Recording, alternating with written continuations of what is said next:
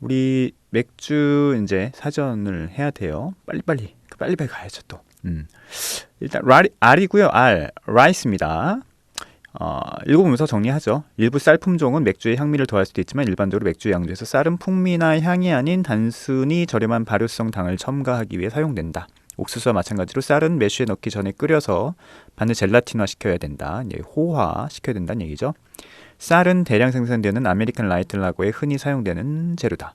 때로 쌀알을 보호하는 겉껍질은 완전 곡물 브루잉에서 더 자주 사용되는데 이를 매쉬에 넣으면 곡물이 과도하게 뭉치는 것을 방지해서 끔찍한 스톡 스파징을 피할 수 있기 때문이다. 쌀을 넣는 이유는 역사적으로 얘기하면 되게 길어요. 또 뭐 남은 시간 다 잡아먹을 것 같아서 요 얘기는 또 나중에 하도록 하고요. 어쨌든 미국의 아메리칸 라거에서 쌀을 많이 넣었고요. 옥수수와 더불어서. 그 이유는 옥수수와 쌀이 미국에서 많이 나기도 하고 뭐 여러 가지 역사적 원인이 있습니다. 그거 다 나중에 얘기를 해드리고요. 쌀을 넣는 이유는 싸서 그래요. 일단 가격적으로는 싸고, 그러니까 비용적으로는 저렴하고, 그 다음에 쌀을 넣으면 드라이한 바디감을 만들 수 있죠. 그래서 어떤 아주 드라이한 느낌의 라거를 만들기 위해서 비용이 저렴한 쌀 또는 옥수수 전분을 넣는 겁니다. 그런데 이게 그러니까 쌀을 그냥 맥주에 넣으려고 하면 일반적인 당화에선 절대 안 되고요. 쌀은 일단 자체적으로 효소도 없고 그 다음에 그 전분질이 훨씬 보리에 비해서 훨씬 단단합니다. 그래서 쌀을 만약에 맥주에 첨가하시고 싶으면 따로 이제 호화 및 당화조가 따로 있어야 돼요. 특히 80도 이상까지의 물에 넣어야지만 이제 전분질이 풀어지기 시작하고 그 다음에 이제 보리 효소가 혹은 효소제를 넣었을 때 조금 더 당화를 효율적으로 시킬 수 있기 때문에 따로 호화 혹은 액화조가 따로 있어야 되고요. 그리고 일반적인 보리 효소보다는 이제 효소제를 따로 넣어주죠. 그래서 이미 이제 전분에서 당으로 변환을 된 것을 같이 맥즙에 넣어서 쌀맥주를 만들어주는 경우들이 있습니다. 일반적인 크래프트 맥주를 만들 때도 쌀을 호화시킬 수 있는 혹은 당화시킬 수 있는 쌀 당화제가 따로 있어야 되고 효소제도 들어가기 때문에 크래프트 맥주 씬에서는 이 쌀맥주가 비쌀 수밖에 없어요. 추가적인 과정과 또 뭐 추가적인 비용이 들어가죠. 하지만 뭐 카스나 뭐 테라나 이렇게 쌀맥주들, 그러니까 쌀 전분에 혹시 옥수수 전분이 들어간 맥주들, 어드정트 라거들 같은 경우는 이미 그 시설들이 잘 되어 있고, 그다음에 재료도 이미 뭐 따로 쌀을 막 뭐 액화하고 당화해서 그런 과정이 아니고 다시 그 재료들이 준비가 되어 있고 효소제도 일반적으로 쓰기 때문에 가격이 저렴하게 나올 수 있는 것이죠. 그래서 이 쌀을 부재료로 쓰는 이유는 비용이 저렴하고 드라이한 맥주를 만들 수 있어서 그렇다. 정리하시면 될 것 같고, 그 시작은 아메리칸 어드정트 라거부터 시작이고, 미국이 이렇게 쌀과 옥수수를 넣어서 드라이 라거를 아메리칸 라거를 만들 수 있었던 역사적 배경이 있는데 그거는 다음 시간에 알려드리도록 할게요. 맥주의 시선 제 책을 보면 자세히 나옵니다. 자, 라이 오늘은 부재료가 많이 나오네요. 호밀이고요. 호밀 맥주가 있죠. 호밀은 맥주에서 요즘 아주 많이 쓰지는 않는 것 같아요. 맥주의 미묘함과 크리스피함을 더하려는 목적으로 사용되는 호밀은 보리와 둘도 없는 완벽한 파트너다. 스파이시한 호밀은 라거에 짜릿하고 드라이한 느낌을 부여하고 초콜릿과 캐러멜 풍미를 만들어내기 위해 구울 수도 있다. 꼭 라거뿐만 아니죠. 뭐 에일도 많이 넣고, 이 호밀을 넣었을 때 가장 느껴지는 테이스팅적 어떤 특징은 스파이시하다는 거예요. 여기 스파이시하다는 표현을 썼는데 좀 날카롭다고 얘기하는 것도 상관없고요.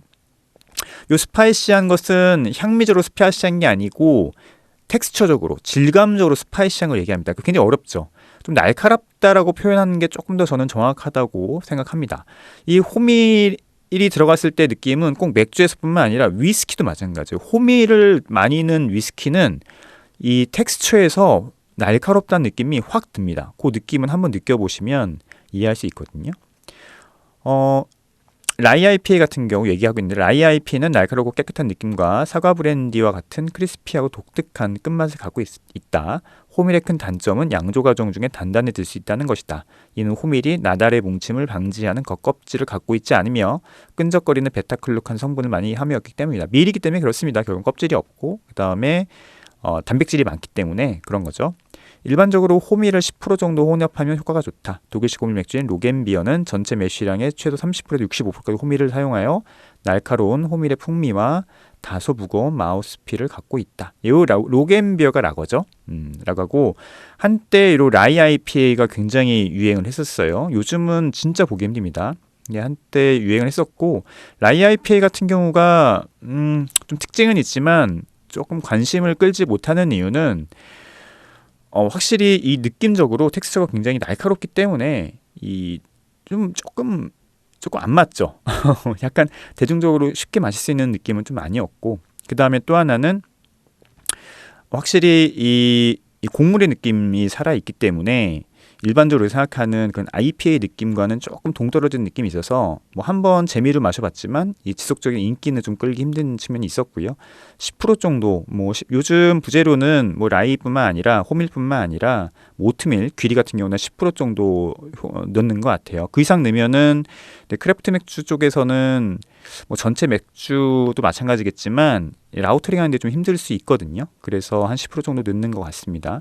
물론 밀맥주를 만들 때는 50%까지 넣기 때문에 솔직히 호밀을 50%까지 넣어도 뭐 바이스비어를 만들 수 있는 기술이 있는 곳은 크게 문제가 없을 것 같다는 생각을 하지만 그런데 만약에 호밀이 50%까지 들어가면 전체적인 텍스처가 조금 일반적인 밀을 넣었을 때와는 확 달라질 거기 때문에 뭐 그런 것들을 특징으로 잡고 맥주를 만든다고는 상관없겠지만 뭐 그렇지 않다고 하면 조금 전반적인 양조 과정 및 향미 텍스처 부분에서는 조금 관리하기 힘든 부분이 있죠. 로겐비어는 우리나라 어디죠? 저기 부산에 있는 곳에서 툼브로인가요? 거기서 이제 만들어서 좀 관심을 좀 끌었었죠.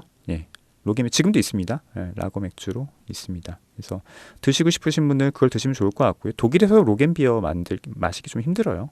요즘 스타일이 아니어서 흔히 마실 수 있는 스타일은 아니다라는 말씀을 좀 드리고 싶네요. 그 다음에 이제 S로 넘어갑니다. 근데 시간이 또 이 얘기를 마치기에는 좀 모자른 시간이네요. 세종이거든요. 세종하고 세니타이제이션 뭐 이런 것들은 크게 얘기할 게 없는데 다음 시간에 얘기를 좀 하도록 하죠. 너무 맥주 사전 시간 오늘 너무 짧다. 2개? 짧게 하고 오늘은 마무리를 짓겠습니다. 자, 마지막 노래 들으면서 오늘 시간 좀 정리를 할게요. 제주 맥주에 너무 얘기를 많이 했다. 죄송하고 다음 시간에 맥주 사전을 조금 더 길게 할 수 있도록 하겠습니다. 자, 마지막 노래는 뭐 가장 대중적인 팬메스님 노래 듣겠습니다. Let's Train Home 듣고 다음 시간에 뵐게요. 안녕히 계세요.